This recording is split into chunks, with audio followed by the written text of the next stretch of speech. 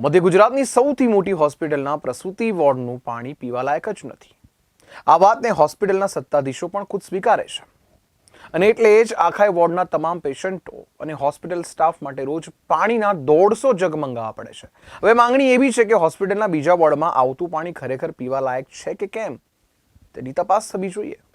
વડોદરાની સયાજી હોસ્પિટલના રૂકમણી ચૈનાની પ્રસૂતિ ગૃહમાં પાણી પીવાથી લોકો બીમાર પડી શકે તેવી સ્થિતિ છે અને એટલે જ સત્તાધીશો રોજના હજારો રૂપિયા ખર્ચીને પાણીના જગ મંગાવી રહ્યા છે. આવી સ્થિતિ હોસ્પિટલના બીજા વોર્ડની પણ છે, પણ એના માટે હજી સુધી કોઈ પગલાં નથી લેવાયા. સયાજી હોસ્પિટલની પાણીની ટાંકીઓની વર્ષોથી સાફ સફાઈ નથી થતી, જેના કારણે ડોક્ટરો, પેશન્ટો અને નર્સિંગ સ્ટાફને દૂષિત પાણી પીવાનો વારો આવ્યો છે. હાલમાં રૂકમણી ચૈનાની વોર્ડમાં સત્તાધીશોએ 150 પાણીના જગ મંગાવવાના શરૂ કર્યા છે. આશા છે કે હોસ્પિટલના અન્ય વોર્ડોને પણ આવી સુવિધા આપવી જોઈએ.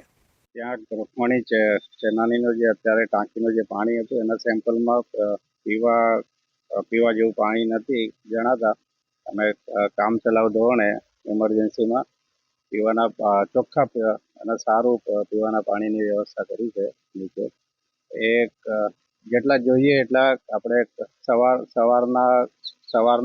સવારના સમયમાં અને બપોર પછીના સમયમાં જેટલી જરૂરિયાતમંદ જે દર્દી હોય એના પ્રમાણમાં પૂરતા પ્રમાણમાં મૂકવામાં આવેલ છે.